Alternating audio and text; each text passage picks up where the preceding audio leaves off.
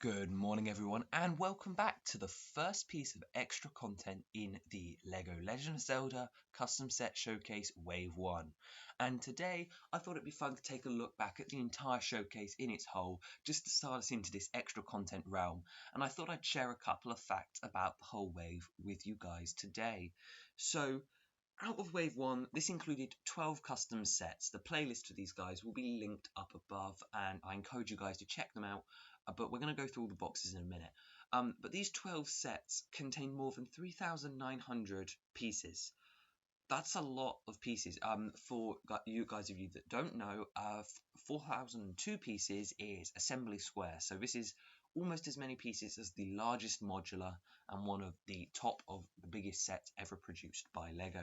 And that's if you bought every single set in this custom wave of sets. The wave also contains over 64 hand-drawn minifigures and brick-built characters, and those take just about over an hour each to 2 hours, depending on the detail or how difficult the figure is to draw. So that's over 3 days worth of work just there in the figures alone. That's crazy to me, and I enjoyed almost every hours of those. So I thought there's some interesting facts to share. But anyway, moving on, I thought I'd share a couple of images for you guys that I have taken over the course of making this wave. The first one being all of the sets piled up together. Now this is kind of what I would call a haul shot. So if someone went to the LEGO store and bought all 12 of the sets and then lined them up in a haul video on YouTube, like so many people do, it would kind of stack like this. And I think this is really cool to see the kind of box sizes relevant to each other and see the full wave in all of its glory next to each other. You can see the Fire Sanctuary at the back with the largest box and the Cuckoo Poly bag down in the bottom right corner being the smallest, as well as the gift with purchase, 60-pack of minifigure box and all of the other ones from the wave. Over here, I thought it'd be fun to try and Photoshop these sets onto store shelves, and you can see that attempted here. Not the best shot, I know, but I thought it'd be nice to see what it would look like if they were in a LEGO store. I think it came out alright, just an interesting image to share with you. But I thought quickly we should go through the 12 sets, and I am going to rank these, but let me first remind you of all of the sets in this custom wave showcase. If you want to see these guys in any more detail, then you can find them in the playlist, which is pretty much everywhere, end screen, description on the channel. But here we go. We also have an image of all of the sets, or parts of the sets, put out on the floor as if a child was in the process of setting them up how they wanted to. Just crazy play, a bit like the LEGO lifestyle images, but a bit on the bigger scale, a bit more stupid maybe. But you know, I thought it was nice to see what the builds looked like next to each other. And to be honest, I don't think they clash. This is also the only shot we have so far of the dungeon sets combined. You can see in the middle of the Fire Sanctuary set, we have the Goma's Lair room here. And I thought that was a nice inclusion because of the cancelled set Z0002, I cannot show really the full potential of the dungeon system. But anyway, we're going to take a look at the sets that I produced one by one now. If you want to see more detail on any of them, there are videos that linked at the end, but I'm just going to go through them quickly and then we're going to rank them. So Z001 was the Fire Sanctuary with just over 1,000 pieces, 9+, and this was the flagship of the wave, being the dungeon expansion based off Skyward Sword. Z0003 with the minifigure series with 16 collectible figures from across the Zelda timeline. It was a full series of 16 that I was very proud of. Z0004 with the Great Sea Treasure Hunt with just nearly 900 pieces. This was the quintessential LEGO playset with lots of figures, a brick-built character and an island. I think it was the perfect combo and probably one of my favourites. Z0005 was the Wing Ceremony with just under 300 pieces, 2 Loftwing builds, which is representing the LEGO vehicle trope based off Skyward Sword with a little bit of filler on the side. Z0006 was the Castletown People Pack with about 300 pieces again and a large portion of minifigures following the trend after Ninjago's Gamers Market, as well as the Fun at the Beach, Fun at the Park, Fun at the Fair, etc. People Packs. Z007 a trait on the Battle Pack from Star Wars with the Bokoblin Battle Pack Army Builder. Z0008 was kind of just like one of those small pocket mini sets on the wave, containing Wolflink based off Gerudo Desert from Twilight Princess. Z0009 was the gift with purchase, representing the Korok Forest and Master Sword from Breath of the Wild. Z00010 was Goma's Nest, the second of the Dungeon expansion sets. Z00011 was the Guardian Attack, containing a Guardian from Breath of the Wild middling set of the range. And Z0012 was the Polybag, representing a Cuckoo Pen from Ocarina of Time or Breath of the Wild. So we're going to rank them from worst to best. And actually, this was a lot harder because let me do a bit of a disclaimer here. I love all of the sets that I produced. That's just a fact. So it was really hard to actually go and rank them. However, I'll tell you what wasn't hard was deciding which set was my least favourite. That honour will go to Z002, the Water Temple. Now you may be going, wait, that set wasn't just mentioned, and you're right. This is a little known secret, but Z002 is the only set of the wave which I had to cancel. That is because the process ended up annoying me and the set did not come out well and I could not find a way to do it. But as you can guess, this was the Water Temple from Twilight Princess. Now there are actually figures completely designed for this, and you'll see those next week when I take a look at all of the figures. But this was a dungeon expansion set that would have added so much to the dungeon system, and it's such a shame that it hasn't got together. If you guys could get me to a large subscriber count, then maybe I'd consider going back to it. But I'm telling you, it would take 1,000 for me to consider it.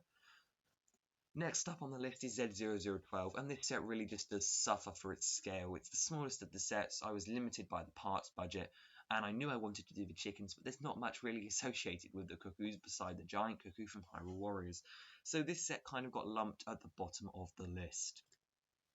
Creasing up the numbers towards my favourite, we next have 0008, and this suffers from my lack of love for Twilight Princess, as well as just it being a small set. I love it in concept and the way it's executed for its scale, and I do love the Wolflink figure, but I have no real attachment to the source material, and looking at Studio, this is a bit of a small set. It's that Wolflink figure that really draws me to it. Next up we have Goma's Nest, and while I love the play features and the execution of Goma, all the other sets are just better. There's nothing particularly bad about this one, perhaps maybe the first section, but all the other sets are better in my opinion, and that just means that this one has to be this low down the list. Quick reminder though, I do love all of these, so the fact that I'm saying that the gaps between these are fairly small shows you how close this really is. Z0007 comes up next to the Bokoblin Battle Pack, and while I love the modularity of the builds and the figure selection inclusion, again everything else is just better. This set is fairly small and I've never been particularly much of an army builder, though if LEGO did release something like this, you can be sure I'd keep going until the money runs out. Next up is Z0005, and the Loftwing builds, in my opinion, are absolutely perfect. Maybe the figure selection could have gone a bit better, but I just feel like there's something missing from this set, and I still can't put my finger on it over 4 months after finishing its design. But the Loftwings are perfect, earning it a spot in the middle of the list. Creeping ever so high, next up in my rankings is Z0006, the Castletown People Pack, and I absolutely love the modularity here, but again, Twilight Princess isn't my favourite game, and besides the Resistance members, Charlo, Perlo and the Castle Soldier, the set isn't particularly interesting to me, but I think the builds really stand out and I do love the figure selection, earning it a spot here. Next up comes Z001, the Flagship. Now some of you may have expected this to be higher, but to be honest the design isn't perfect and I had to take shortcuts to stay inside the budget. I love the modularity, but I think it would have paired very nicely with Z002, the missing set, and while I do like the figure selection, I can't help but feeling this could have been better at a bigger budget. Next up, almost creeping to the top, we have the minifigure series Z0003, and I love the figure selection here. The thing stopping this from reaching the top is just a couple of the figure executions, some of my earlier figures. In result to what you can see on here, that would have to say Naboru, Beedle's Face and Tingle as 3 of the lesser ones in this series that I think could do with a rework. But anyway, I'm still really absolutely proud of this, and the Zelda and Phantom Armor really do make up for it and push this one into the top of the wave. Above that still, we have the Guardian attack, and I couldn't have had this build turn out better if I had tried any harder, or less hard for that matter. For some reason, the build just clicked, and the Breath of the Wild Link figure became one of my favourite figures, but we'll get to that next month. And the Tracy figure is also a nice inclusion. Not to mention it's based off Breath of the Wild, and I think the function of integrated spring-loaded shooter into the eye is also fairly clever. I was really proud of how this one turned out, and I think it did work very well considering the troubles of getting hexagons and octagons in Lego. And then what I believe to be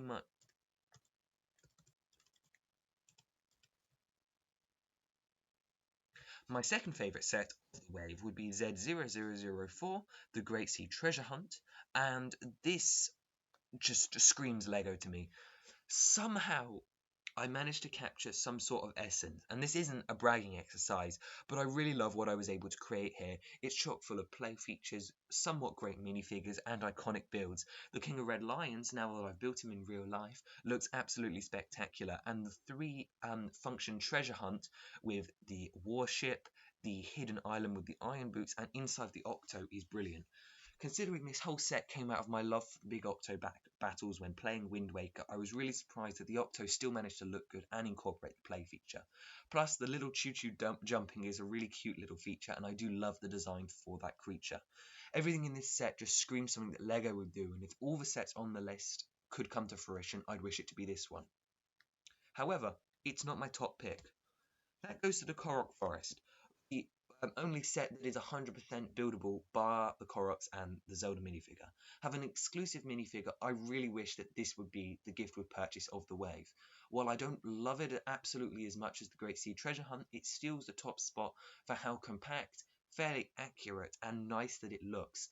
Also, I built this one in real life, and I can confirm that it looks almost as good. Not quite, but almost.